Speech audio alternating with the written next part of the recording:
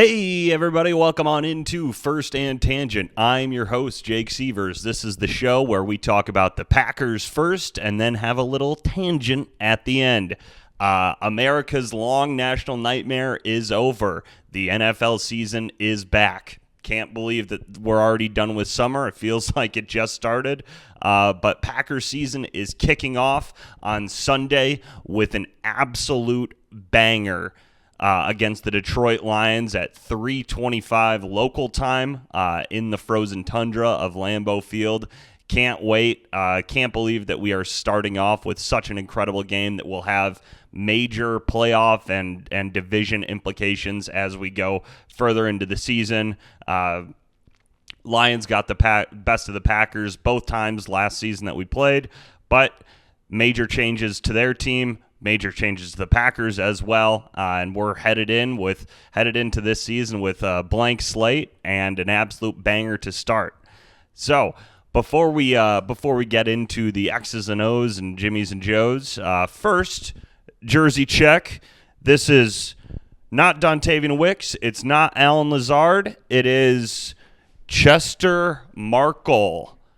Former kicker for the Packers, also went to Hillsdale College.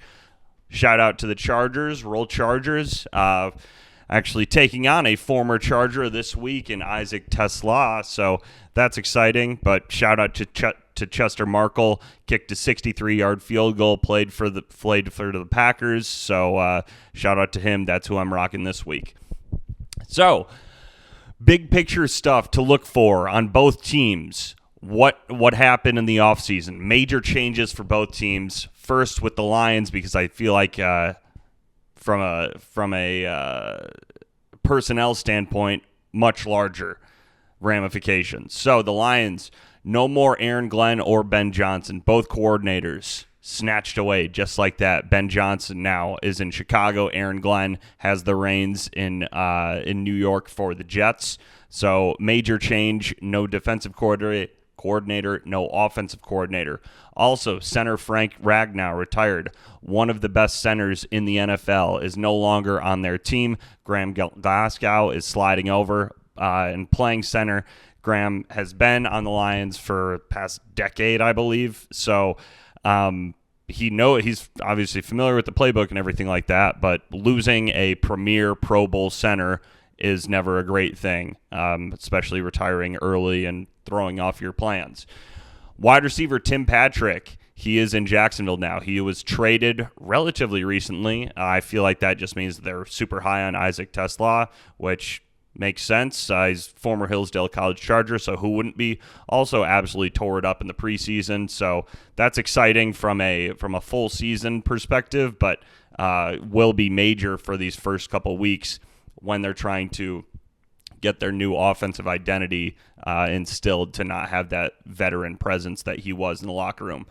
Also, edge rusher is Zadarius Smith. He's now in Philly. He's not on the Lions anymore. Packers fans, we know his story all too well.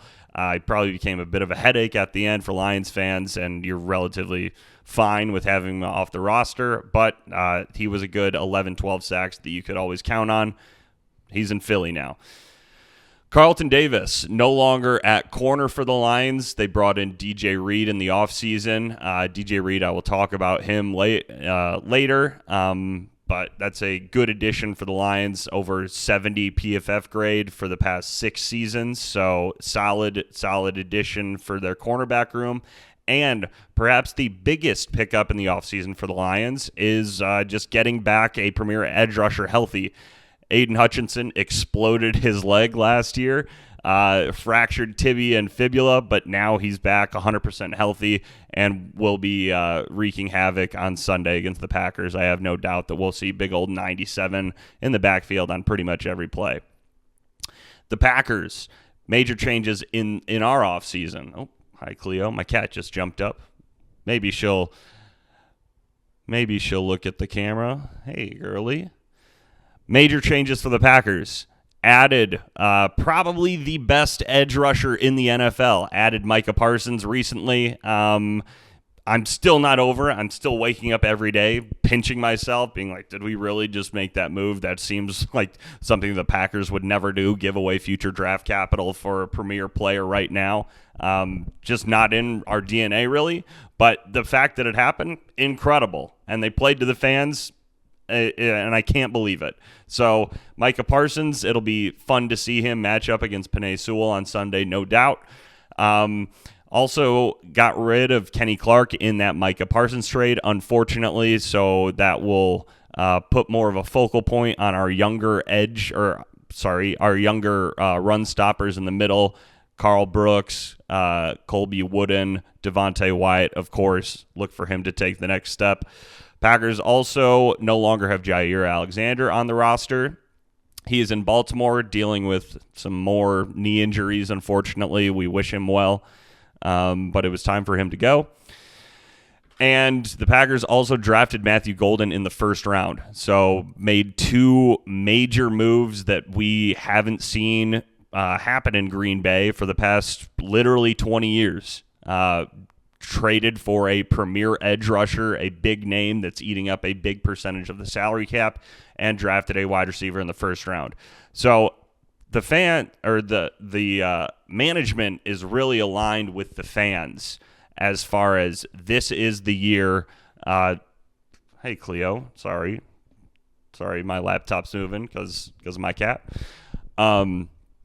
Management is really aligned with the fans that we see the opportunity. Like, this is the year that we can make a run for the Super Bowl. And they busted that Super Bowl window wide open by securing Micah Parsons for the next 3 years, then have a couple void years in the contract, which that's basically just a fancy way to make cap hits look not as bad or be not as bad as they actually are with what we're paying them.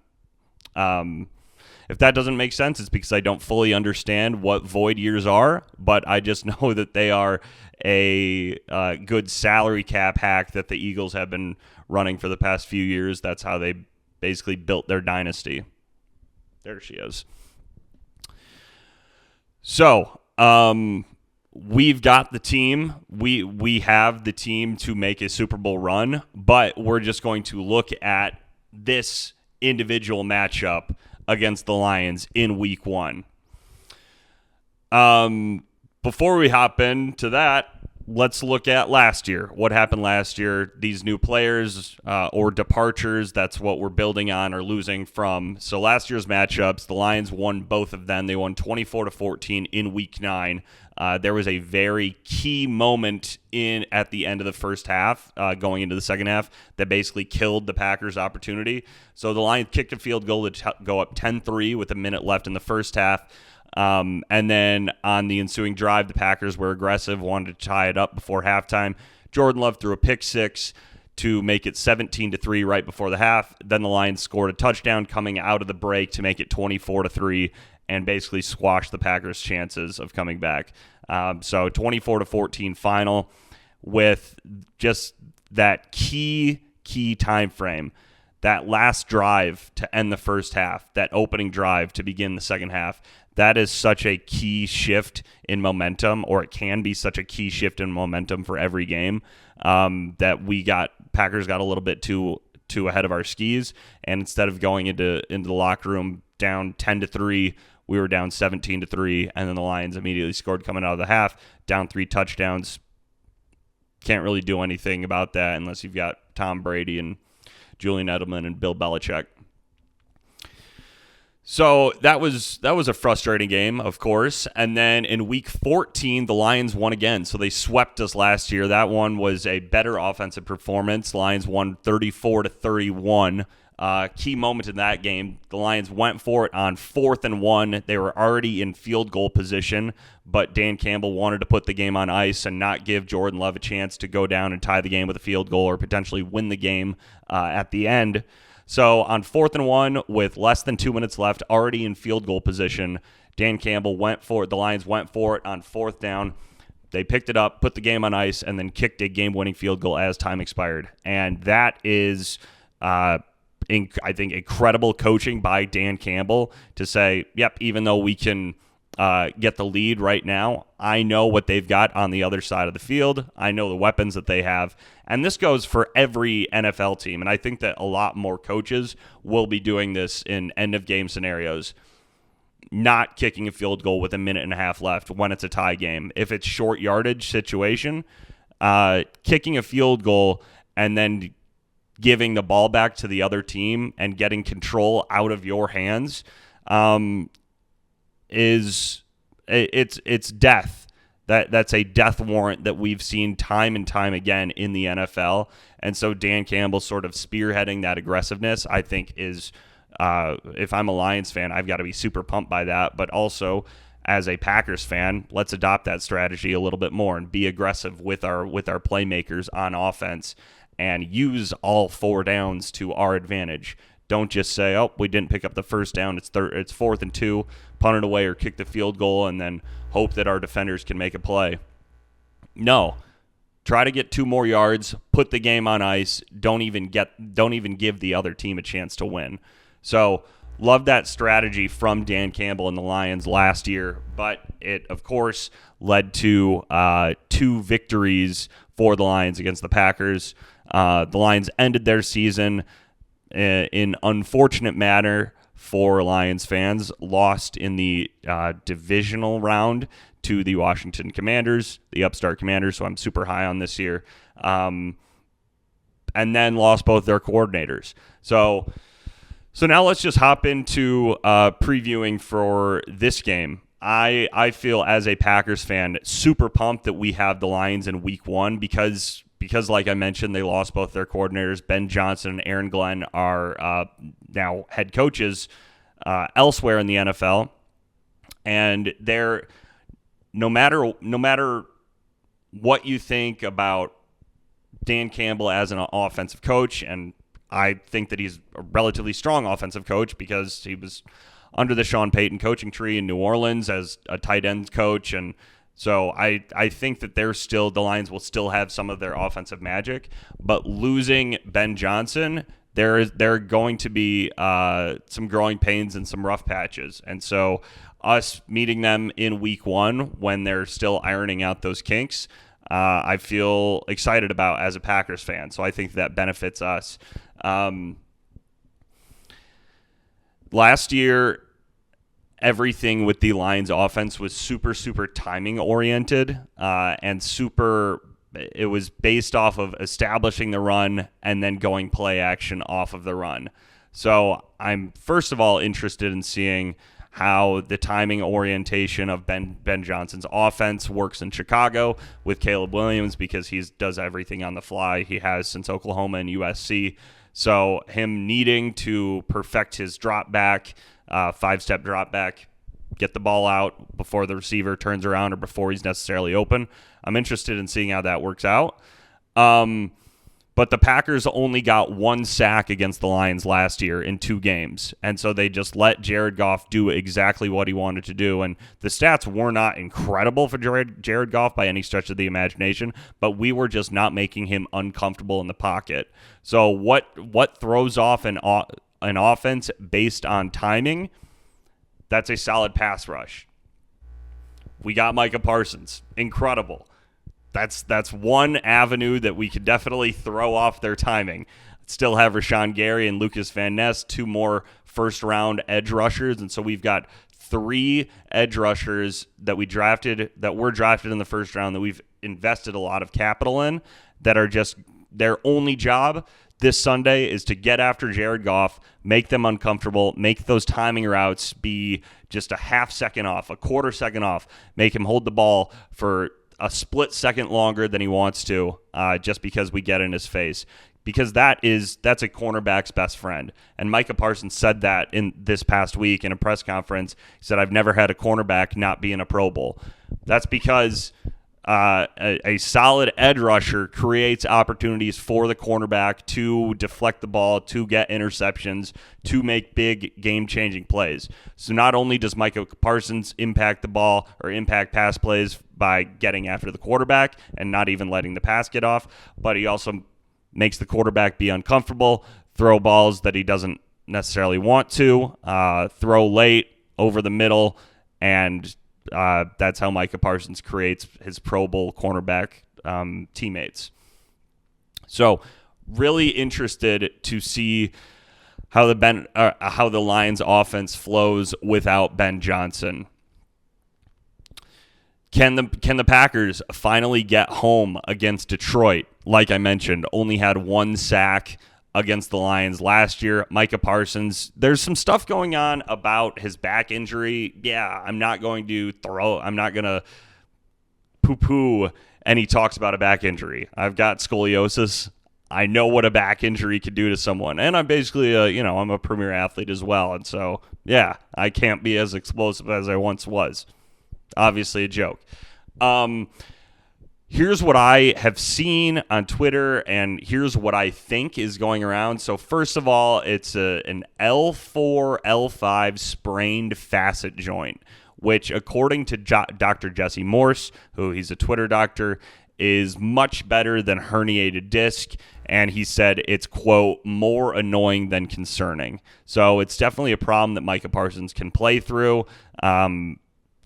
So, yeah, we don't want a guy that we just invested $140 million into to have a recurring back issue, especially at a position that requires him to have bend and create so much power.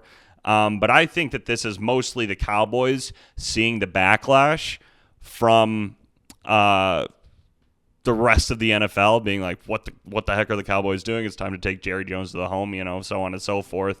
And so now they're trying to save face a little bit and put out these messages to the media saying, oh, no, this back injury is actually more serious than what they're letting on. Micah Parsons has been at practice. He's listed as questionable. He'll probably not play a full workload, but we're working him into the offense, or working him into the defense, pardon. So that's totally normal that he doesn't play a full workload, but I'm not concerned about this back injury at all. It's obviously not my back, but he's been at practice. He hasn't made it seem like a concern at all. His agent, David Mulugeta, hasn't made it seem like a concern at all. And these notices going out from agents and from insiders and reporters, I think that's the Cowboys just trying to save face. So we've got Micah Parsons, we've got Rashawn Gary, we've got Lucas Van Ness, 3 first-round edge rush talents. The Lions, who do they have on their offensive line? So last year, Taylor Decker, Penei Sewell, and Frank Ragnow were all Pro Bowlers. Taylor Decker and Penei Sewell at the tackle position, Frank Ragnow at center. Obviously, Frank Ragnow retired, so Graham Glasgow is now sliding over to the center position. But the Lions' tackles are very, very strong with Taylor Decker and Penei Sewell. So the Packers need to be able to get a push inside to impact the run game as well as the pass game. Obviously, Kenny Clark would have been able to help in that aspect. We saw him in the game against the Eagles. Super, super effective in pass rush. When he was on the field, I think the Eagles averaged like 2.6 yards per rush or something like that. And when he was off the field against the Eagles, I believe they averaged 6.6 yards per rush. So, yeah, Kenny Clark is a monster at plugging up those gaps and filling in those rush lanes. However, Micah Parsons can line up anywhere across the defensive line. I feel like I'm beating a dead horse. It's like, yeah, Micah Parsons could do that. Micah Parsons solves those issues. But that's the thing, is like when you have a guy that you can build a defense around and you can build a franchise around, he naturally will be able to fill in a lot of those question marks. Like we've got question marks at cornerback. Well, what's a cornerback's best friend? A good pass rush, because then they don't have to defend as long. So yeah, one solution to getting a rush up the middle and just avoiding their having to go against their tackles altogether, just move Micah Parsons to the inside. However, other solutions, Devontae Wyatt, need to prove that you can take the next step. You were a high-value draft pick coming out of Georgia at the end of last season. You really started to come on strong. But this is a perfect opportunity to have a coming-out party on the national stage against the Lions, one of the NFC's favorites, one of the Super Bowl's favorites, along with the Packers, of course. So there are going to be a ton of eyes on this game. And if Devontae Wyatt can make Jahmyr Gibbs and David Montgomery if he can make theirs Sunday afternoon, not a great time, then he can really explode onto the national stage,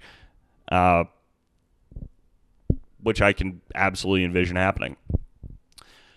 Colby Wooden and Carl Brooks, they were good in spots last year, and they'll be rotational pieces. They're not starters, but we need to plug up those rushing holes because that's what the Lions are going to try to do. They're going to try to establish the run with Sonic and Knuckles, with Jahmyr Gibbs and David Montgomery. They were an incredible tag team last year. Dan Campbell loves owning the trenches and then setting up his play action game after you've gone run, and then play action over the top, whether that's to Amon-Ra St. Brown or Jamison Williams or Sam Laporta. And so if we just don't even let the Lions establish their run by getting that good push in the middle up front, then that would be a perfect start to the season. Other things to look after, but bottom line there, can the Packers finally get home against Detroit? We need to get after Jared Goff, make him uncomfortable. Another thing to look at, how do our corners look against the Detroit receivers? Amon-Ra St. Brown is clearly the number one. Jamison Williams, that burner, that deep ball guy who can also run drag routes and just find the corner and hit the next level. Khalif Raymond as their number 3. Isaac Tesla, again, shout out Hillsdale College, shout out Arkansas, Woo Pig Sooie. The Lions obviously like him. They traded away 2 future third-round draft picks to move up and grab him. Traded away Tim Patrick, so I expect him to make a nice impact on this game. And then Sam Laporta, that Pro Bowl tight end who can stretch the field and line up against both linebackers and safeties and have a mismatch. But specifically, how do our corners look? So our cornerback room, Keyshawn Nixon, Carrington Valentine, Javon Bullard, Nate Hobbs, Bo Melton, and Kamal Haddon. A whole lot of those are their starting cornerbacks? Yes, those are our starting cornerbacks. Keyshawn Nixon, he really got on the scene as a return man, kick returns, punt returns. I think this was during COVID or maybe the year after COVID. It must have been the year after COVID. And he was the most electric return man in the NFL. Tried him out as a slot cornerback a couple years ago, and he sort of just stuck around since then. He's absolutely got a dog in him, but I don't know if he's the best man-to-man corner coverage man. Carrington Valentine, he's a little bit undersized. He does have a high man-to-man PFF grade, but again, undersized, got bullied by Dallas Goedert in the playoff game last year against the Eagles. So I guess we'll see. And I guess really what I'm saying and what I'm getting to is that the cornerback room is definitely the Packers' weakest link on this team. Jeff Hafley runs a 4-3 single high safety that relies on press man, aggressive decision-making. We've got guys that are aggressive, but the best friend to undersized or potentially underperforming cornerbacks is a solid pass rush. So Micah Parsons, Rashawn Gary, Lucas Van Ness, Colby Wooden, Devontae Wyatt, getting that push up front and then throwing in some exotic blitzes with one of the most athletic linebacking cores in the NFL with Edgerrin Cooper and Quay Walker. If we can get after the cornerback, that'll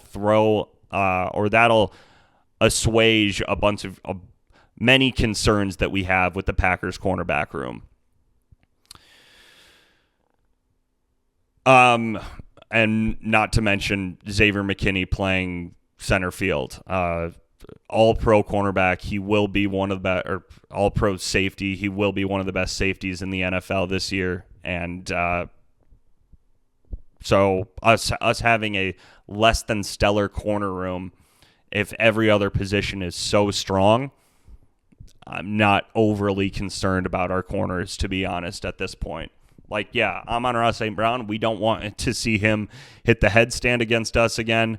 Jamison Williams, he is absolutely liable to go to nuclear on any given play just because of how insanely fast he is. But overall, when I look at the total view of our defense versus the Lions offense, yes, they've got playmakers, but so do we. And I think we've got all pro players at all three levels with Micah Parsons, Edgerrin Cooper, and Xavier McKinney, not to mention former Pro Bowlers with Rashawn Gary. So, yeah, I think that our defense and our corners, it'll be good to get tested right away so we know what we've got and we know what we need to improve later in the year. But not overly concerned about what our defense is going to be able to do just because of what our superstars are capable of. So how do our corners look against the Detroit receivers? Can we as the Packers win in the trenches without Kenny Clark?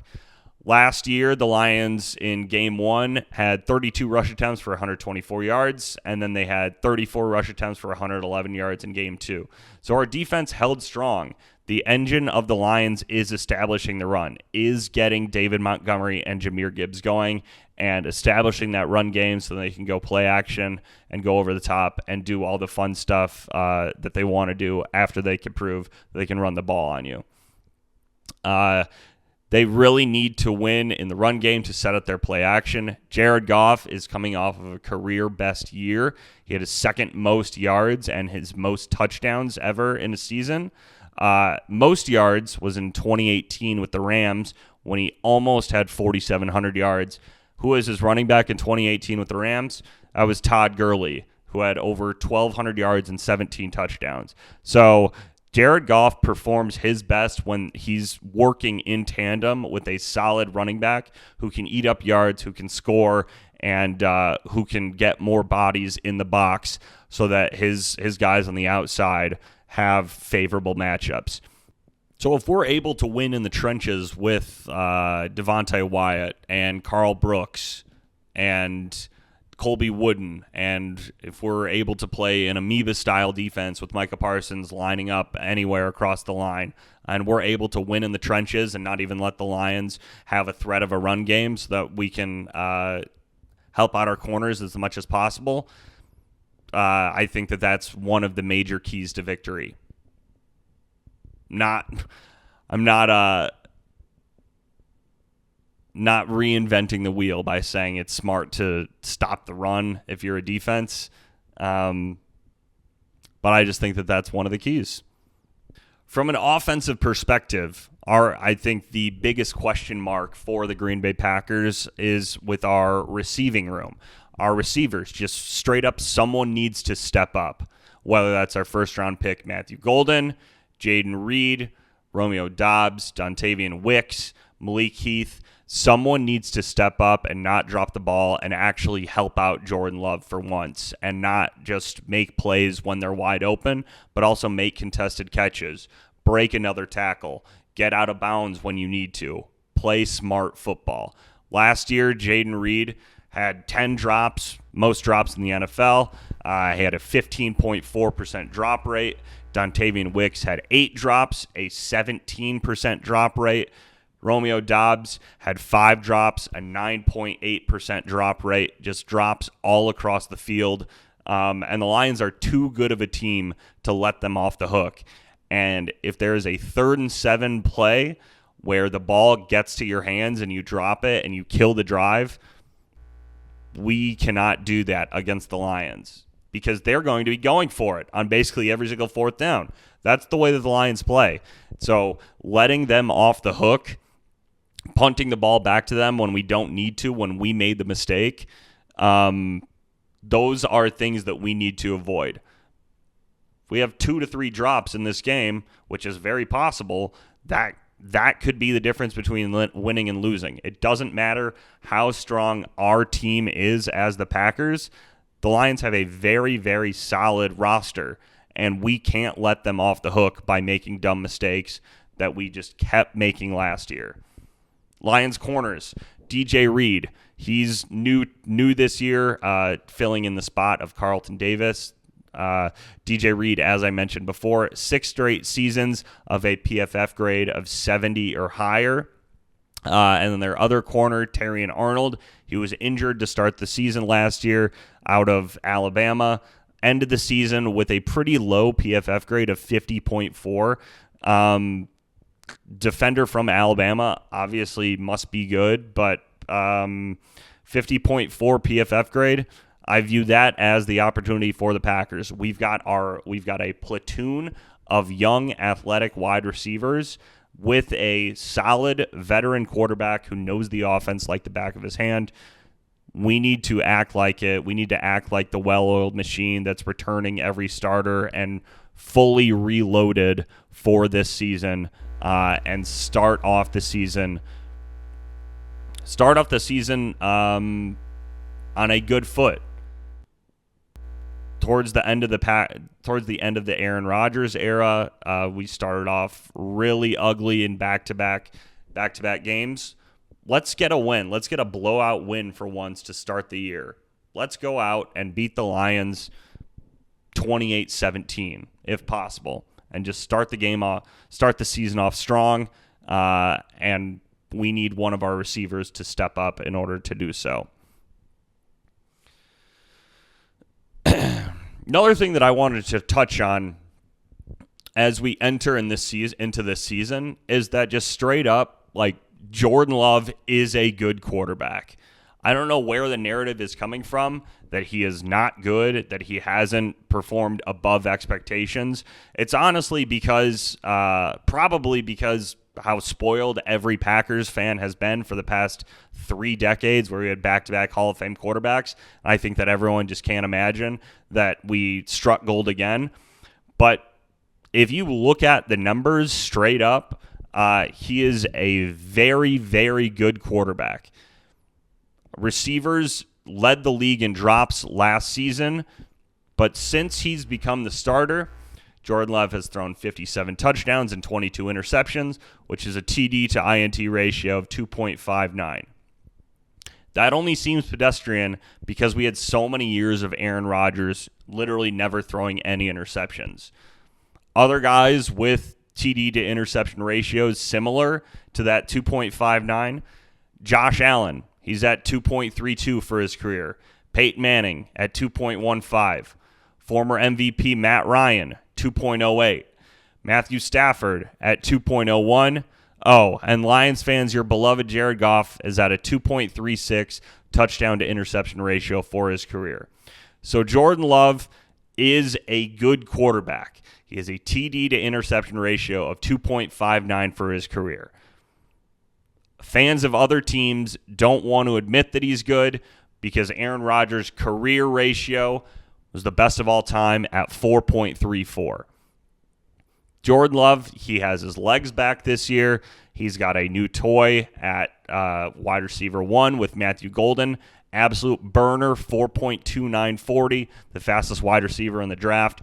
And he just straight up is a good quarterback. His first season as a starter, he was second in the NFL in touchdowns, only behind Dak Prescott. And I think he's poised for a very, very strong season. And it all starts week 1 in Lambeau, Sunday afternoon against the Detroit Lions. Keys to victory. Superstars need to make plays. Josh Jacobs, you are going to be toting the rock probably 25 times in the game. You had 3 touchdowns in game 2 against the Lions last year. You need to step up. You can't have the first guy be bringing you down. Let's get 3 digits of rushing yards. I don't know why I said that like an absolute animal. Let's get over 100 rushing yards, Josh Jacobs. Why not? Let's do it. We've got Elton Jenkins at center. Just run behind him all day. Matthew Golden, first career game against the Packers, probably biggest rival, biggest threat to win the NFC North. Step up, make a big play. Christian Watson, everyone remembers his first career play against the Vikings where Aaron Rodgers delivered a perfect 75-yard bomb and it went through his hands. Let's just repeat that with Matthew Golden. Have him on a 9 route against the Lions. Everything that I've heard in training camp is that his hands are unbelievable. The Lions don't have anyone on their team who can catch up with him. So let's throw it deep to Matthew Golden, have him make a splash play immediately, and put the rest of the league on notice. Tucker Kraft, prove that you're going to be a top 5 tight end. Last year we saw splashes of it. Incredible after the catch. Absolute rumbler, bumbler, stumbler. Recent deal with Kraft Cheese, shout out. And start the season off strong, Tucker Kraft. Micah Parsons, probably going to have limited snaps. Can you make an impact in those limited plays? Can you get a key sack on third down? Can you bust through the line to blow up a run player or a reverse Jameson Williams? Make an impact when you're on the field. Give Packers fans a little bit of excitement heading into the year. This is the dude that we've got for the next 3+ years. Holy smokes. So Micah Parsons, you need to show up in a big, big way. Edgerrin Cooper, there's going to be one-on-one opportunities with Jahmyr Gibbs where it's you versus Gibbs, and first guy to the edge wins. And it's either going to be a 25-yard run for the Lions or a negative 2-yard run for the Lions. And Edgerrin Cooper, you showed flashes of what you were capable of doing last year. Let's start off this year, week 1, strong, putting the rest of the league on notice that you're a serious all-pro in just your second year in the NFL. And Xavier McKinney, my final superstar on the Packers, need to own the middle of the field. Make the middle of the field yours. Our defense is built to make the quarterback uncomfortable. We've got premier pass rushers with Micah Parsons, with Edgerrin Cooper, with Rashawn Gary, with Lucas Van Ness, where Jared Goff is going to be uncomfortable. He's going to have to hold the ball for half a second longer than he wanted to, or scramble and not have a very, very clear field of vision. So Xavier McKinney, own the middle of the field. Can't let the Lions off the hook when they make mistakes, because they're not going to let us off the hook if we make any mistakes. So if they have a bad throw, we need to come down with it, need to give the offense more chances, and give the ball to Jordan Love and this offense and see what we're capable of doing. My official prediction, Packers 27, Lions 24. I think later in the season, it's going to be a lot more. I think that this game is going to be super interesting, but I just think that the Lions not having their same coordinators from last year as this year is going to cause them to have a little bit of a slow start on offense and potentially defense. And Packers, we brought back everyone. We brought back the entire team. Obviously not Jaire Alexander, but he was injured for half the game for the past 4 years, it feels like. No Kenny Clark, but we replaced him in the aggregate with all of the young guys that we brought in, plus Micah Parsons being able to line up anywhere on the field. So, official prediction is that the Packers start off the NFL season with a victory against the Detroit Lions.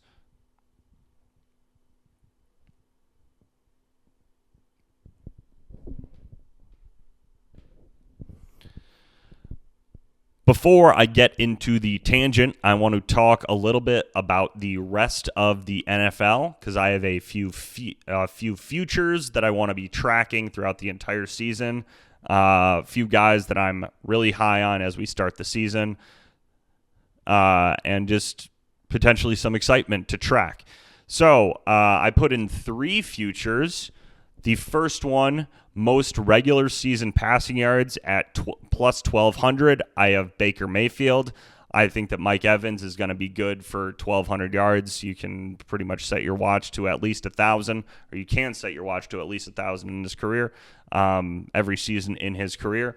Also, a huge fan of Micah Parsons, rookie out of Ohio State. If you watched any Big Ten football over the past 4 years, you've definitely seen Micah Parsons. He was never the number 1 wide receiver, but when you look at the guys that they're bringing in, whether it's now Jeremiah Smith or when he started, JSN, Garrett Wilson, Marvin Harrison Jr., they've just always had an insane receiving core. But Micah Parsons has always been that solid number 2 receiver, the dude who's good for 7 catches for 90 yards and a touchdown in pretty much every single Ohio State game that he's ever played in. He's actually the career receiving yards leader for Ohio State. So all those insane guys that I just mentioned, Chris Olave, not to mention, plus guys that came before, like Devin Thomas, Brian Hartline, guys like that. Emeka Egbuka had more career receiving yards at Ohio State, so I think that he's going to have a huge year. Plus K-Dot at tight end. Chris Godwin is coming in from injury later in the season, so that'll added a nice little added boost. And then Jalen McMillan on IR, less than ideal, but I'm a major Baker believer, and so him at plus 1,200, if I'm in the mix at the end of the season in December, that's all I can really ask for. So Baker Mayfield, most regular season passing yards. I've also got James Cook, most regular season rushing touchdowns. This is simply Josh Allen, high-flying offense. They've got Keon Coleman, Spartan Dog, who I love, of course, Khalil Shakur, Dalton Kincaid, plus Josh Allen. So I think that the Bills are going to be having a ton of opportunities in the red zone. James Cook led the NFL in rushing touchdowns last season. He's at plus 2,200 this season. Not necessarily sure if he's going to be the winner, but again, just want to be in the mix in December. So James Cook at plus 2,200 for most regular season rushing touchdowns. And then I've got Brian Thomas Jr. at most regular season receiving touchdowns, plus 2,200. I boosted to plus 2,900. Brian Thomas Jr., he had, I believe, 80 catches and like 1,300 yards last season and 10 touchdowns as a rookie in Jacksonville. A couple of reasons why I believe that he's going to be even better this year. So first, new coach in Jacksonville, of course, brought in Liam Cohen, former offensive coordinator for the Buccaneers, who sort of revitalized Baker Mayfield. I don't think Baker necessarily ever went anywhere, but he just showed his prowess as an offensive guru and a quarterback whisperer a little bit by getting Baker to Pro Bowl level playing in Tampa Bay. Additionally, the Jaguars also brought in Travis Hunter. So Travis Hunter is starting as a wide receiver, and that'll just alleviate some of the defense's attention at Brian Thomas Jr., especially if Travis Hunter does what we all think that he's capable of doing and what he showed at Colorado with just insane speed and insane hands and one-on-one ability to go up and get the ball no matter where it's at. So, yeah, Jacksonville added in another wide receiver, but I just think that is going to open things up even more for Brian Thomas Jr. in his second league in the NFL, in his second year with Trevor Lawrence, and now that they brought in Liam Cohen at head coach to further unlock what that offense is capable of doing and get Trevor Lawrence maybe back to his Clemson days a little bit. So those are 3 futures that I have for this NFL season. But Packers, week 1 against the Lions, I'm officially predicting a win. I know, shocker, the Packers guy is going to predict that they're going to win. But I literally think that, we have the best roster in the NFL. Jordan Love is a legit QB1. You don't believe me? Your team would rather have Jordan Love than whoever your quarterback is. I can all but guarantee that. We've got new guys on the team, new toys to play with, Micah Parsons, Matthew Golden, and are returning a very solid team that made the playoffs last year. So look for the Packers to start off the season 1-0, 3:30 local time in Lambeau. Go, Pack, go. With the difficulties they're having on defense, that's the loss of a key player to the end zone, and a catch made in traffic. Davante Adams, his second touchdown of the game. You can't throw the ball any better than that. Beautiful tight window throw on the opening possession to Cook. He drops a ball in here to Davante Adams. That's amazing. Ooh. Hey, everybody. Welcome on back into First and Tangent. You have made it to the tangent section. We've already covered the Packers, and so now we're going to talk about anything else going on in the world. And what I want to talk about today is a new documentary on Netflix called Unknown Number. If you guys have seen it, you know that it's absolutely insane. If you haven't seen it, go check it out and then watch this. I guess if you want to, it's going to be full of spoilers. But this documentary is absolutely nuts. So here's the blurb from Yahoo Entertainment. Unknown Number, the high school catfish, which premiered on the streamer on August 29, tells the story of a cyberbullying and catfishing case that consumed the small town of Beale City, Michigan. In 2020, 13-year-old Lauren Licari and her high school boyfriend Owen McKenney started getting constant graphic and disturbing messages from an unknown number out of the blue. Over the next 2 years, the teens continued to be harassed by the anonymous texter who sent them sexually explicit material and horrifically cruel taunts, including telling Lauren she should die by suicide. When the pair ended their relationship, the bully didn't stop, even sending texts to Owen's new love interest and her mother. Eventually, the bullying became so severe that the local sheriff's department and then the FBI stopped in to investigate. So I'm going to be honest, not an insane setup or not an insane premise. It sounds like just sort of a standard cyberbullying investigation or cyberbullying situation in middle school where middle schoolers were just jealous of each other. Someone got a burner phone and started texting the quote-unquote like popular kids. That's what it sounds like, at least, that it might have been a loner. They investigated the guys, Owen the boy, his cousin Adriana, I believe, or Adriana. They thought it might have been her. She was like one of the quieter girls, and these texts that they were getting were just insane. Like texting the girl during class, like literally, you are the ugliest person that I've ever seen before. Owen doesn't want you. He wants me. More graphic stuff that I don't even want to discuss. But, if you've seen the documentary, you definitely know. And it's all being sent to these 13-year-olds and 14-year-old kids. And Owen and Lauren, they had been dating for 2 years up to that point. Their families were super tight. And it was funny, them like describing their relationship. And he's like, Lauren was like, before I met Owen, my life was great. And it's like, yeah, well, you were like 9 years old. You don't even know a life without him. But I guess that's neither here nor there.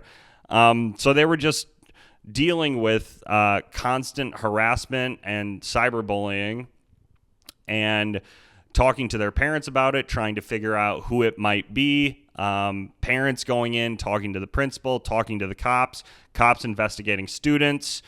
And they found out that through these messages were being sent through an identifying scrambler, an identifier scrambler called Pinger. And so the cops investigated Pinger and found that all of the messages were coming back to the same IP address, which was Lauren's mom's computer. So the girl who was being cyberbullied and harassed and stalked for like a year and a half, 2 years, didn't force her to, but is the reason why she broke up with her boyfriend. All of these messages saying, hey, kill yourself, or Owen wants me, or, you're not good enough for him. You don't do these sexual favors for him, but I do. All of those messages came from the girl's mom. Insane. Like, what the heck? How are you that crazy that you think that is a good thing to do, that this is me putting good out in the world. And the woman, the mom, Kendra, is interviewed throughout the entire documentary, saying like, oh, we went to the principal and the school wasn't doing enough. And she was like teaming up with Owen's mom, being like, we need to do something. They're not doing more. And she's interviewed through it, acting like she's the victim.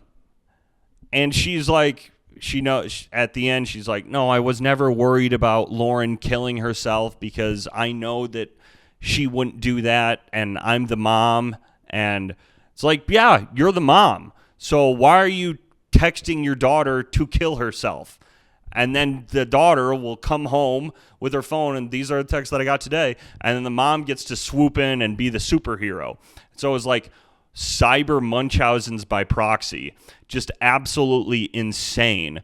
Absolutely insane behavior.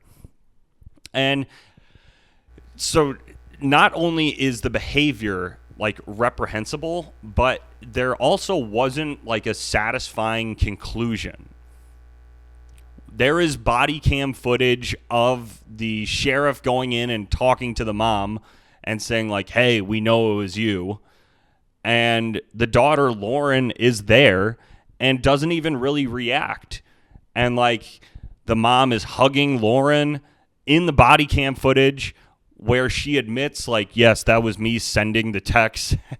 I know that what I'm saying doesn't make sense, but this is how they react. And it's like jarring that in the body cam footage, she's like, oh no, I can't believe that someone would do that. It's like, dude, you're the one who did it.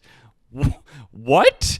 And then the dad comes home and he like sort of has a reaction, but he's mostly just like, I've been dealing with this. And he's more like, oh yeah, because the mom, Kendra, lied about having 2 jobs. So basically was lying about going to work for a year and a half. And instead of going to work was just sending literally 30 to 50 text messages a day to her daughter telling her to kill herself and that she's making her underage boyfriend like sexually happy. Like that's what the story is. So just absolutely insane behavior. And the cops, like when they show up, they're like, hey, we got the text. We know it was you. That's sort of it. They don't go like, hey, you are an absolute monster. Like, get on the ground. It seemed like she was afforded way more rights than she should have been. Like just wreaking havoc on this small town in Michigan, going to the principal, interrupting class, and it all is back to you. It's all, you are the one cyberbullying them. You are the one texting your daughter like, you look like a beep, wearing those leggings to class today.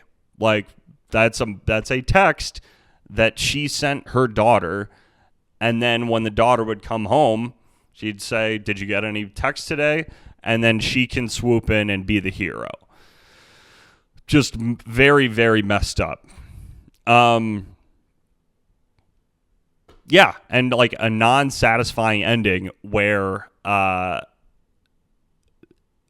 being like sexually explicit and graphic towards the boy, towards Owen, it just never gets addressed at all.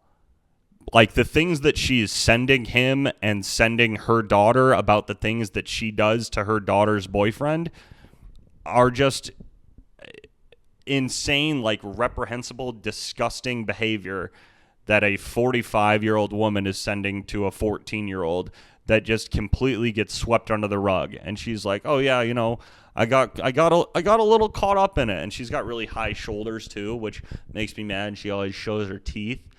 She's like, yeah, I got really caught up in it. And yeah, it was like too much for me. And The daughter doesn't have a good reaction either. She still calls her mom her best friend at the end of it, but she hasn't seen her mom in 18 months. But it's no, your mom is a insane psycho woman. She's not your best friend. She told you to kill yourself for 18 months straight.